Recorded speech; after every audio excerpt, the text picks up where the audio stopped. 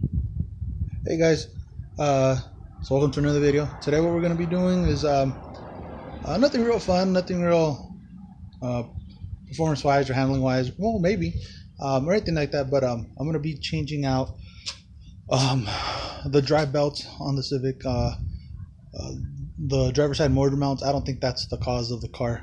I don't know if I mentioned in a previous video, but it like feels like there's no support anymore, there's no bushing, there's none of that stuff.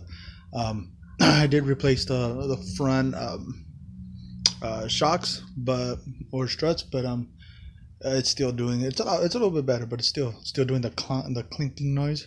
But I'll show you guys what we have in store today, and I'll give you guys a little update on what I'm planning on doing with the Civic. Okay, so right now I have the car up in jack stands. Since it's easier to get to the belt, taking this engine mount off, I'm gonna go ahead and take that off, and I'm gonna replace it with the one I got. So they say you don't need to take the wheel off, but I took the wheel off just to have more space. I'm gonna take this mount off. You can see that one's pretty worn. I was checking all the components here with the crowbar, and I didn't see anything that was wiggling or anything like that. So I'm kind of hoping that it was probably the mount. I highly doubt it. We'll see though. And so far the sockets that we might need, or that we will need as of now, is 19 millimeters, 17 millimeters, and 14 millimeters. So at the end of the video, I'll let you guys know if I use any other sockets. But we're gonna crack these or get these bolts off. I already got the engine supported with some mine are bigger than 2x4, but 2x4 should do. So take these off, that nut, that nut, that nut. You got some over here. This is for power steering pump. Alternator is way down there, and you loosen a bolt up in the bottom. I think there's one on the top somewhere here as well. And there's one way down here where you also have to kind of loosen a bolt up in there. I don't know if you can see that, but let's get to it. So I got everything loose and some of the belts off. So you're actually going to need a 10 millimeter socket for the tensioner down there. You do have to, let's see if I can get something to point with. I don't know if you guys will be able to see, but that's 14 millimeter bolt, and ratcheting wrench will probably be your best friend there. You won't be able to get a socket in there. Same thing over here. This one's a 12 millimeter bolt right there. It's another tensioner. Let's see if you can see it. Whoops. Oh, that's a bolt right here. That's right there. That one, that's the tensioner for your alternator belt. I took out the power steering. There's a 12 millimeter bolt on the inside here. Same thing here. Got all the belts off. Well, not all the belts off, they're still dangling. I gotta take off the motor mount there. But this is the other belt. It's worn, not deep, no deep cracks. And I think I found the source of our issue, at least one of them. So you see how much play there is on that? So I don't know if I have to replace the whole rack and pinion. I'm gonna see if I could just replace the tie rod end, and hopefully that's it. Alright, so all the belts are on. First startup, no squeaking. Even went out, went great. When you attach the power steering pump, you have this attachment here for the 1/2 inch wrench. I use my breaker bar, put it in there. That way you get some good leverage, and then tighten up your bolt down there. Alright. So besides the engine mounts, obviously I changed the belts, and actually a couple of these belts, or 2 of these belts, do look pretty bad. I mean, I don't know if you can see that.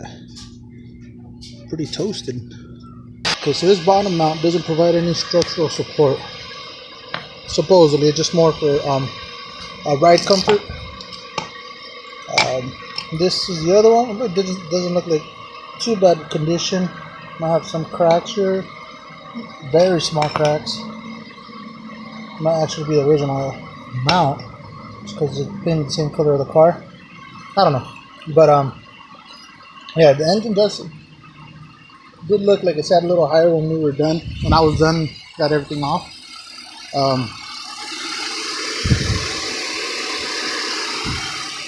I guess the next thing we're gonna do is try to fix those tie rod ends, and obviously the E-ray coilovers aren't gonna help at all with excuse me, aren't gonna help at all with the comfort of the driving. So I am looking into getting coilovers.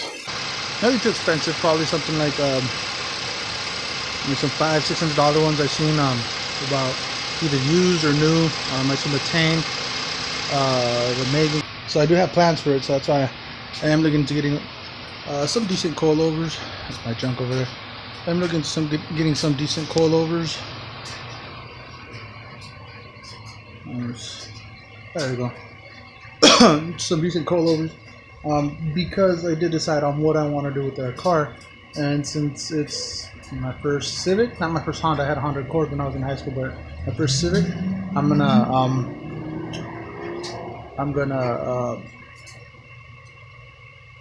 I'll swap the engine, but I'm not gonna go V16 or V18 like I was thinking. And again, it's $500 cars, $1,000 car. I'm not gonna drop a $2,000 to $3,000 motor in it with trans. I was more leaning toward the B20 B swap, the high compression engine, with just transmission out of the Integra for right now.